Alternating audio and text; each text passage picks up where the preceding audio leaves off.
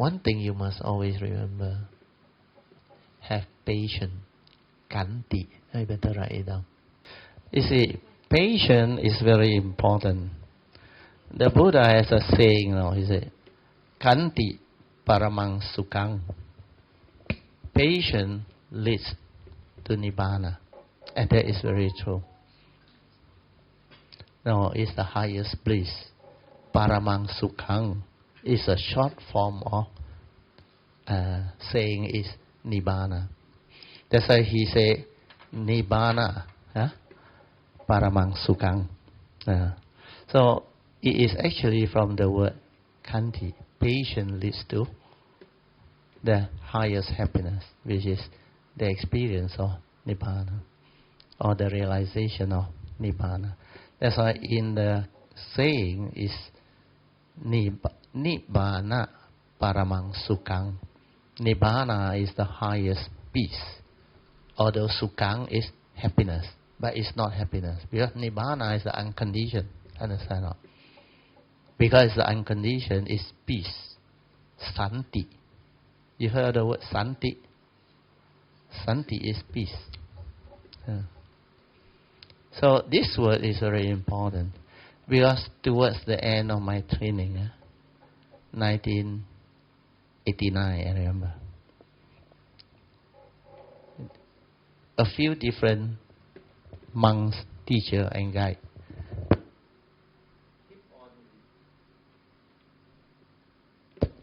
keep on repeating this word for me at least 6 times. Every time I meet them, my own teacher, Ajahn Yantra, he told me 3 times. He said, always remember, Khanti. Patience is very important. When you are patient, you are not in a hurry. Do you understand? Then when you meditate, you can relax and let things be. That's why patience is very important. Patience is not yan, no. Do you understand? No? Yan is not patient. No. Patient endurance means you have patience to endure with wisdom. But yan is forcing yourself not to react. Understand? No? And that one is not Khanti. Yeah. So a lot of people, when they develop the cultivation without understanding, they apply this word patient or Khanti wrongly. They think they know the Dhamma. So what happens is, after they have developed the cultivation for many years, they thought they already enlightened. They thought, the word is the thought, tell them. So what happened is, suddenly one day, they realize after so many rounds of retreat and other things, thinking that he is already there, that suddenly he failed to pass the test. He still got anger. He still got fear. He still got problem. Then he become like very unhappy. And you know what they do? They say, I must be patient. Yeah. So next time, no matter what happens, I don't want to get angry. Actually, it's suppression.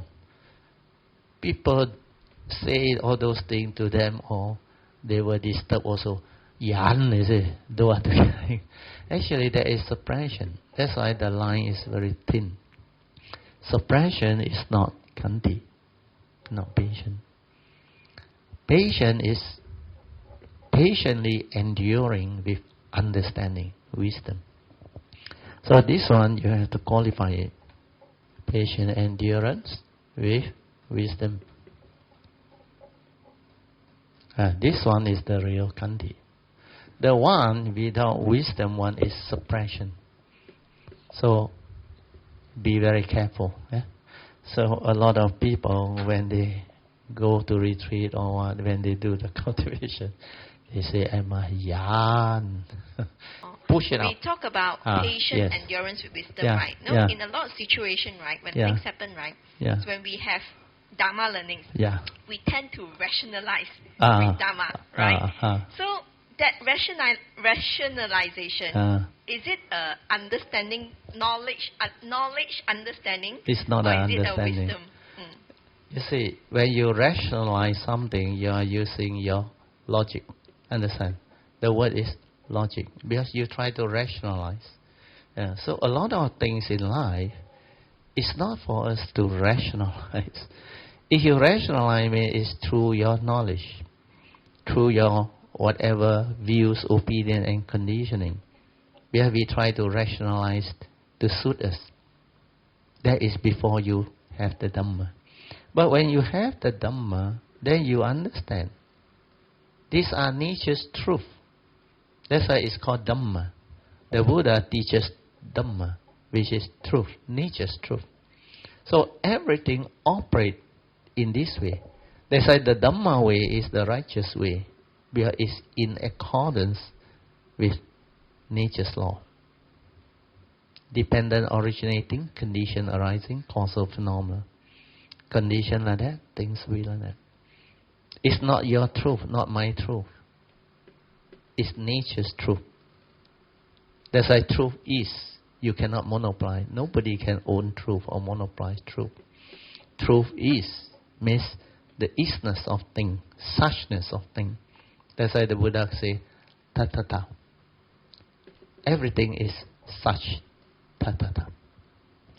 So when it comes to life, you need to have the understanding to understand Dhamma. Whatever that you cannot understand, you have to rationalize it, it becomes knowledge. Okay? So that's what it is. But for normal practitioner, they start with rationalization. That's why initially I realized all these people got a lot of questions. Which is very normal. So even like the topic, the law of karma, during the early day I realized these people are more intellectual. We at that time we just graduated from university. Everybody got their own views and opinions. So when you talk about karma, they have their own rational thinking or rational way of arguing with you. Why these people do all the evil, never get into trouble? I also didn't do any evil. Why my life so sweet? Bad luck, obviously. So this is through what? Logic, isn't it? Rationalizing an argument, isn't it? Because he cannot understand and he don't see. That's why he saw all the crook, very wealthy, enjoying life. Understand? But like everything, finally when the condition arise, things will happen. In life, you can witness many people go up through the crooked way. Finally, when condition manifest, they have to pay back their karma. Then they collapse. Then they get into trouble. And when they get into trouble, they are no longer like last time, holding that top position, the key position with all the power. Then when they cannot do all those things that they used to do, that's how they suffer. They become miserable. So in Malaysia also we have many cases. So if you look around, life is such, never worthwhile to violate the nature's law, to go against karma. That's why the Buddha's advice is very clear. Avoid all evil. Not just avoid evil, no, avoid all evil. Because it's never worthwhile to commit evil, to break the precepts, to violate nature's law. Whatever you do, come back to you. Law of karma is such. You reap what you sow. If you plant the seed of evil, you will reap the fruit of evil.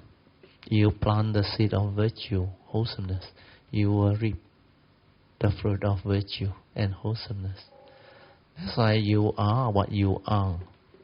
You are born of your karma, heir to your karma, conditioned and supported by your karma. And you are what you are because of your karma. This fifth daily contemplation is the most powerful, most important. That's why during the early day, when I saw this last contemplation that the Buddha advised, I was full of joy.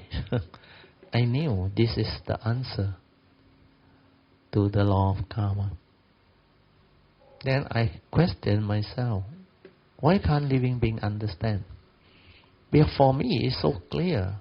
If I'm born of my karma, which I can see since birth until now, everything I knew, it has its past, it has its condition for my life to be this way. And everything unfolds so beautifully. Then I saw other people too. That's why the world is,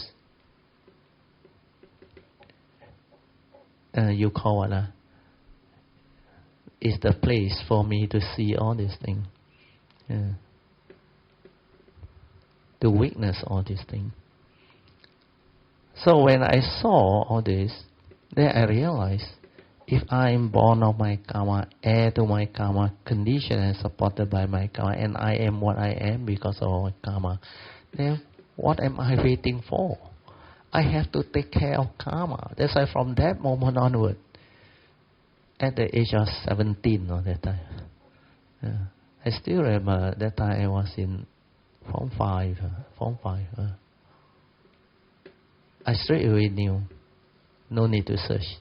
This is the teaching. And I will go all out and understand the teaching. Then I will take care of karma. Then later on, as I developed further understanding, then I came to understand how it can be done. To take care of karma, like the Buddha say, you must take care of mind. Why? Because he said mind is the forerunner of all things. Mind is chief. When mind arises, everything arises. Just like Bodhidhamma, remember? Sinh Wei根本. All meditation must start with mind. Basic understanding of mind, fundamental understanding of mind. So when the Buddha and the Dhammapada verse 1 and 2 say mind is the forerunner of all things, mind is chief. When mind arises, everything arises. That's why he said, if you were to act, speak and think with an evil mind, that has the evil roots of greed, hatred and delusion, suffering will follow you. Like the wheel that follows the hoof of the cart. You can never run. Then Dhammapada verse 2 is the opposite twin verse. He said, for those who understand this law of karma, the nature's law, they will act, speak and think with a wholesome mind, free of the evil roots of greed, hatred and delusion. Such a being, happiness will follow them, like the shadow that never leaves them. So straight away, Dhammapada verse 1 and 2 teach you how to cultivate, how to meditate. But to me, it's so clear, my life. I hold the key to my own life destiny. To be happy or to be miserable is entirely my choice. Why should I choose Dhammapada verse 1 to become miserable and suffer? I definitely will choose Dhammapada verse 2. That's why I want to train my mind. Develop the mindfulness, the heedfulness, the understanding. To have the ability to take care of precept. Means keep my precept so that I can avoid all evil. To follow the advice of the Buddha. Then develop heedfulness to cultivate Noble Eightfold Path so that I can develop virtue, goodness, kindness, wholesomeness. Then meditate to purify my mind. Then I will have the good life. And it's so easy. That's what I did. So when I understand mind is a forerunner of all things, mind is chief, when mind arises, everything arises, what must you do? You must meditate, silence your mind, go in and check. Then I realized I got two minds. One is the mundane mind, thinking mind, condition arising, dependent originating mind. This one with a lot of sankhara activity. And this is the one that need wisdom to really keep it tame. Do you understand? The user of thought is very important. If you don't have wisdom, this one become deluded. It will give rise to evil. Dhammapada was one. Straight away. You cannot stop. Because without wisdom, like just now Miss Yang asked, you go and rationalize whatever through logic, no use. That is your view, not nature's law. Nature's law is, without wisdom, you will entangle. You will arise all the wrong thought, wrong speech, wrong action. The evil roots will be there. Well, the egoic mind, atta, self-delusion will be there. When it's there, it becomes selfish, it becomes emotional, it becomes frightened, fearful, and all those things. So it will not have the understanding to act properly. There's an acting according to memory, which is your views, opinion, and conditioning, which is not wisdom. It's not acting at all. You cannot act that way. So when you understand this, you determine to meditate, to train yourself to have the mindfulness and the awareness to see things as they are clearly, then understand how you become evil, how you become deluded, how you condition yourself into negativity and be afflicted through suffering. Then at the same time, through all this observation, you develop the understanding to straighten your view so that you will not fall into the evil path of self-delusion, ignorance, avijja. Then you develop the understanding to cultivate properly so that you are guided by Noble Eightfold Path. That's why acting according to wisdom is true action. And what is wisdom? With understanding. If you follow Noble Eightfold Path, it will lead you to the end of all suffering. And that is the meditation as taught by the Buddha. So you have to act following Noble Eightfold Path to resolve all issues amicably and to develop the wisdom and the understanding, the wholesomeness, the virtue, the merits. This is what cultivation is all about. And when you understand this, cultivation becomes very easy.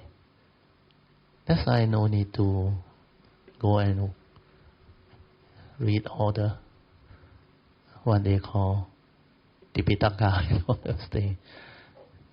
Certain sutta, of course, is useful, but not to rely too much. Not to go and memorize all those things. For what? Develop the wisdom. That is more important. Of course, there are other faith.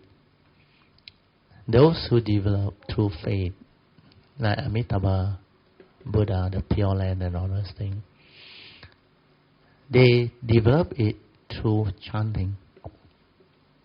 Then they have this one, Songjing, all those things. Then they also have their way. But there is true faith. Faith means they develop affinity with Amitabha Buddha. Then through that, they develop the vow. They aspire to take rebirth in the Pure Land and all those things. Then from there, continue with their cultivation.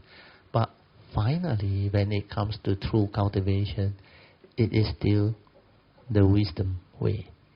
You still need panya. Faith is initially. So a lot of things that people do, you have to understand and find out what is your affinity. If your affinity is in that particular way, then you will know. And you will know how to move into that way to develop the cultivation. But ultimately, towards the end, it's still panya, wisdom way. There is no other way. You can start with faith, you can start with virya. Finally, you end up with panya. So for those who have the understanding, they will know how to move. That's why we have to develop our own understanding. So regarding cultivation, Sing Wei Kunpan is very important. If you know this mundane mind is responsible for all things, That's why he said, mind is a forerunner of all things, mind is chief. When mind arises, everything arises. So if you don't have wisdom connected to this mundane mind, you can never cultivate. You can never have the good life. That's why you must develop heedfulness to cultivate the wisdom, the understanding. Then when the wisdom arises through the awakening, the direct seeing, the awakening, is connected to your form and mind. Then this wisdom will know how to use this mundane mind. Yeah. You must know how to use it and yet not be deceived or deluded by it. That's what the fifth patriarch told Huineng. So when Huineng heard that, he came to great awakening. That is the secret of life. Understand now? Everyone, every living being, each and every one of us has these two nature, two mind, mundane mind and the true mind. So you need to have wisdom to use the mundane mind. Because the user of mind is very important. Because this mind is basically thought. So the user of thought is very important. Otherwise thought becomes wrong thought. If the user of thought is without wisdom, thought will become evil. But if the user of thought has wisdom, thought will become right thought, wise thought, virtuous thought. That's how you cultivate. Then you must always remember, to cultivate you must use the silent mind, the true mind, from that nature, the direct seeing, which is beyond thought, beyond mind, to realize the truth. You cannot use the mundane mind through knowledge and logic to understand truth. Cannot. Because the instrument limit you. Thought-based. So these are the few understanding that you need to cultivate, to awaken. Based on this, meditation is not difficult. Dhamma is not difficult. But when you don't have this simple understanding, this is simple yet profound and deep. Most people you call it detour. Detour. Is it detour? You get distracted. You lost the way in the name of cultivation. You keep on like go Holland and don't know how to come back many rounds. Then you keep on losing your way. You try this, you try that, you become gullible. Oh, this one very good. You run after this, you run after that, run everywhere. Finally, truth is within you. You forgot to look within. You forgot to silence your mind. But you run everywhere for teaching, for teacher, for everything. Not to say you cannot go. You can go, provided you understand why you go. You must understand the condition behind. Not because your thought want to go. That one you have to be careful.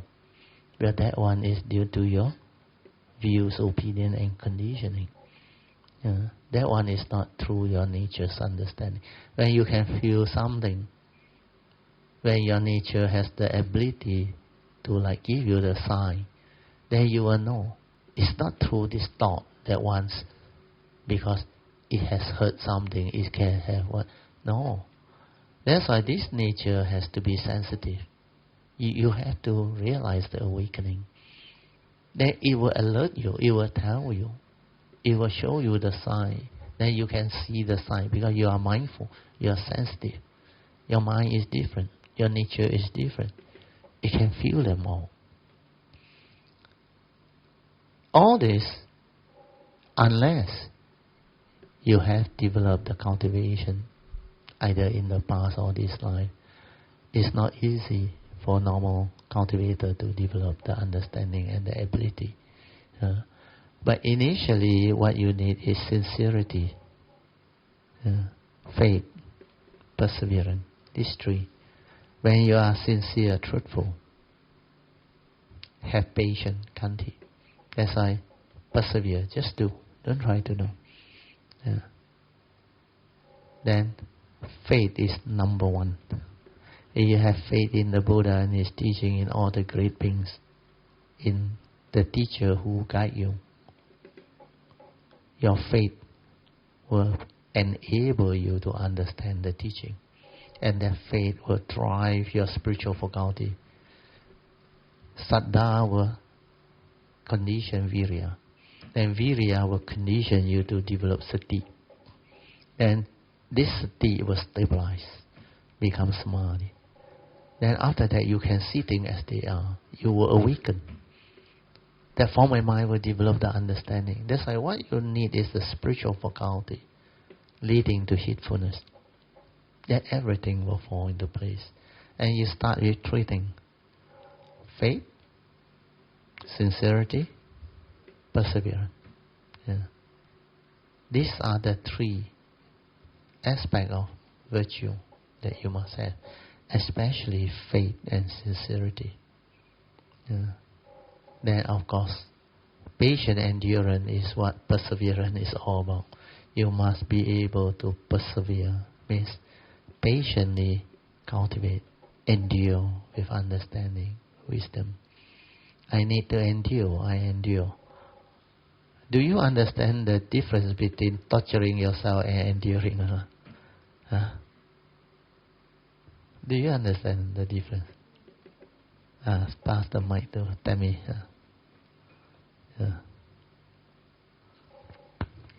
Like what Brother Teo said just now,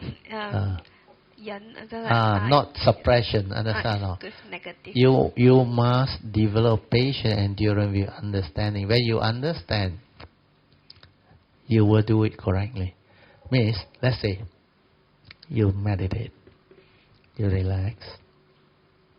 Initially, maybe you are not so experienced. You are not so skillful. So you still don't have the understanding. Then pain start to arise. What do you do? What is the first thing you do? Tell me. What is the first? You all tell me. Then I will guide you. You tell me. Most people, what will they do?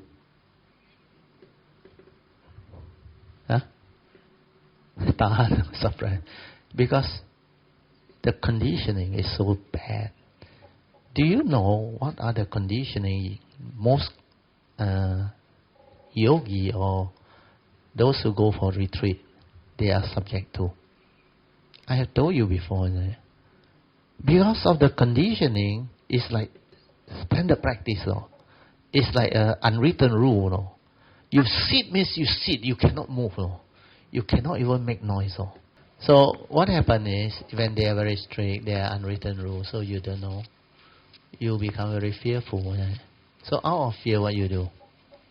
Yan, just like what Tammy mentioned. You actually torturing yourself there. Fat also they're not fat. Then they don't move. Why you want to make yourself that way? I always tell you, if you feel that you are so miserable, that is not meditation. That is torturing yourself. So what must you do? Relax lah. Why can't you relax and maintain awareness?